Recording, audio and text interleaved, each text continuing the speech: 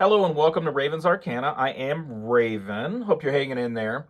And so this will be a continuation of the Tree of Life as it relates to the tarot and the seven chakras. So in the first part, we discussed how the minor arcana and the suits kind of fit into the Tree of Life and also connected with the seven chakras. Now we're going to jump into the first part of the major arcana. We're going to focus on the first 11 cards and the microcosmic tree.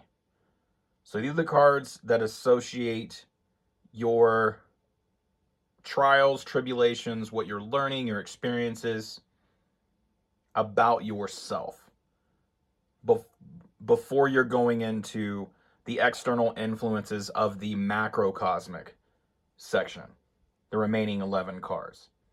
So we're looking at 0 through 10. And if you're looking at the 10 spots on the Sephira plus Da'at, which we already discussed, is soul perfection, and it's not part of the 10 Sephira. The Fool occupies that spot in the microcosmic tree. The reason for that is that the Fool's journey through the book of life, learning about the self, is that first spark, that potential that you have as you are attempting to gather all the information, learn about yourself, learn about the world, and reach that ultimate consciousness, right? So that fits there in the Da'at spot. If we move up to Keter, which is being, we have the magician and that crown chakra. So you are in touch with spirit. You have a connection as the magician. You realize once you have started that journey that you have all the tools to complete every task along the way. You are able to access spirit as your guide. You are able to connect via your crown chakra. And although your journey starts off with you traveling light, you have very little resources. You have very little things, let's call them, with you as the Fool. You realize that you have attributes that are actually your resources. And that's what the magician is talking about. If we move down to the right to Hokmah, wisdom, we see the high priestess in the second spot. And so the high priestess sits here, one, because it is the third eye chakra. The high priestess is all about intuition, all about wisdom, all about using that third eye to intuit what you should do, your next path or branch of a path you should take. As we move on, we get to understanding on the left-hand side in the third spot with Baina, with the Empress. Now the Empress is the divine feminine. We begin to understand ourselves.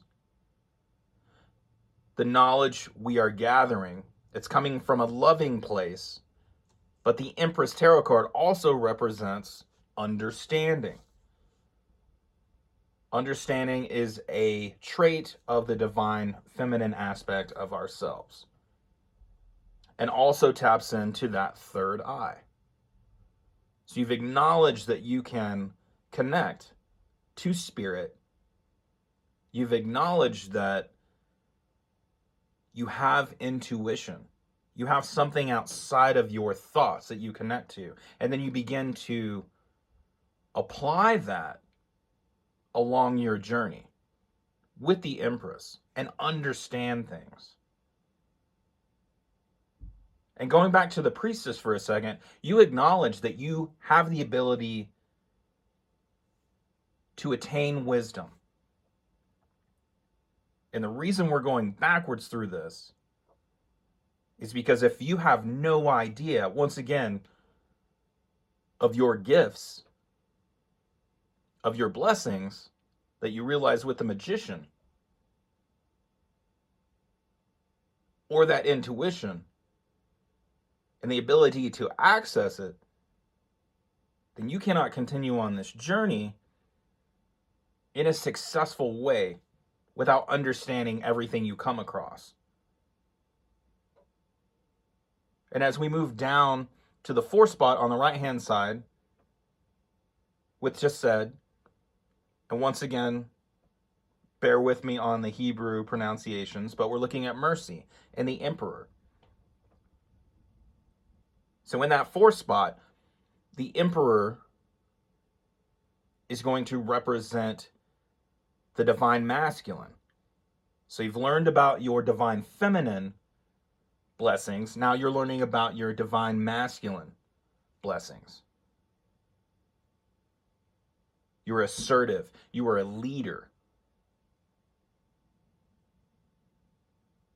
And that is with the throat chakra. So you're able to communicate. You're able to assert yourself. Perhaps to gather other people, communicate with them, and they follow you. They listen to you. Because of your understanding, because of your gifts, because of your ability to transmute that understanding into wisdom and impart it through that emperor, assertiveness and leadership. And showing kindness and being merciful, not only to yourself once again, but to other people. Think about the phrase, the king is merciful. You have all this power. And referencing all of your capabilities. But you want to act in a merciful manner. You want to be kind. You want to communicate effectively, but in a kind way. And we move across to Gevurah with strength. And yes, that's the Hierophant, but for spatial purposes, it's the priest, but we know that's the Hierophant. And space 5. Now, when we talk about strength and communication, we are talking about, with the Hierophant, our beliefs, our spiritual guidance, our faith in ourselves, and figuring out what we actually believe in. Are we going beyond those dogmatic lessons we learned in life, or are we taking all that information, using our intuition, leading people along the way, and perhaps being a mentor or a counselor? The Hierophant also signifies a mentor or a counselor, and it takes great strength to do that. It takes a lot of effort. We talked about Gevurah being discipline as well. It takes discipline to actually mentor, to lead, to be assertive. You have to do it where it's received well. Even if you're giving information to someone that they don't want to hear, you have to communicate it in a kind way. And you want to communicate strength as well. You want to project strength. You want to emote.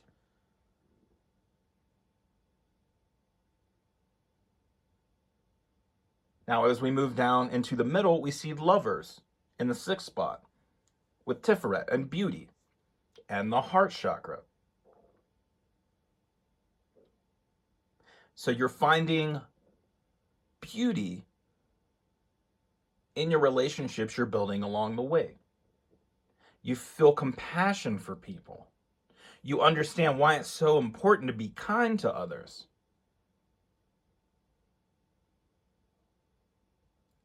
And you start to understand how it feels when you interact with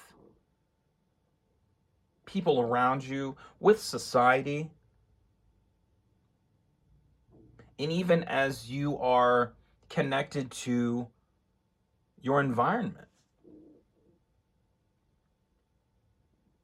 Then we move down to the 7th spot, that's Sak, which is victory. And we talked about victory as the ability to realize your opportunity and have those little successes, those little victories around the way. Now that is with your solar plexus chakra. We have the Chariot in the 7th spot. So you have that willpower. You are ready to take on the world. You are brave. You are courageous. You're gathering knowledge. You're understanding how it feels when you're in certain situations or with certain people. You are a leader. You're using your intuition to guide you and your connection to spirit, to consciousness. And then we move over to the left, still on the solar plexus chakra, to splendor. And we talked about that being humble, realizing your humility, realizing the majesty of everything around you, and that you are but a drop in the ocean, I think is what I said before. So you're gaining all this knowledge along the way, transmuting it into wisdom, using your gut to guide you along with spirit, but doing it in a brave way. You have to be brave to continue this journey. You have to have humility, especially with the Leo energy, with the Strength card. That ego gets in the way. But you're taming the lion, and that lion is your journey. If we move down to the Hermit, which is in the 9th spot, with foundation, that's the sacral chakra. So you're continuing this journey. You realize how much effort and strength and bravery and courage and knowledge there is out there, that you actually have to remain balanced and use your intuition, your instincts, and guidance from the universe. You're leading people. People are following you. And it's starting to get heavy. So you have to figure out what you really want. You have to figure out what you are all about, what you desire.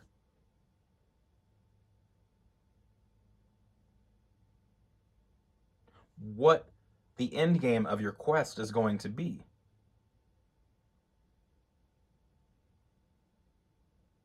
Because you start to realize you're on a journey to perfect yourself, your soul, but no one's perfect. What do you want to get out of this? It's becoming heavy once again. So with the Hermit, you look inside yourself. You have that introspection. You have to take a break a little bit from the gang that's been following you and do some inner work and figure out what you really want, what you desire.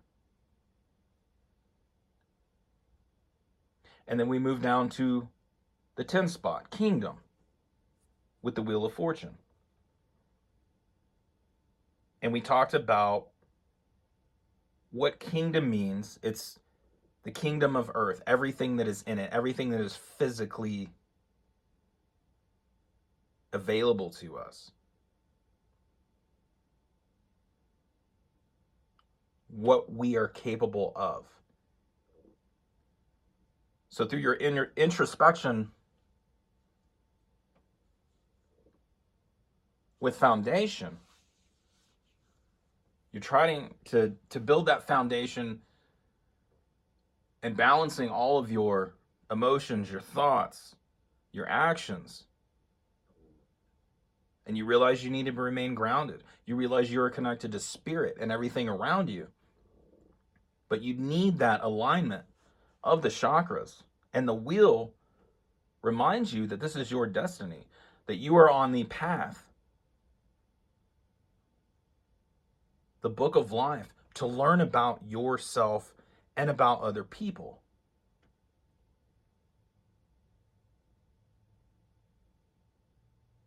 And with that root chakra, you are less full of yourself now. You remember your task. You are grounded.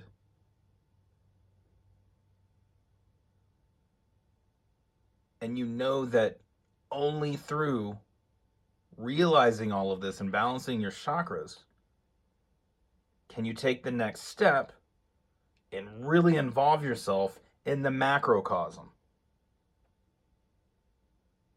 That growth, that expansion. Because we know that even though we've been communicating with people in our environment, and we have people that look to us for guidance, we know how it feels now. We trust our gut.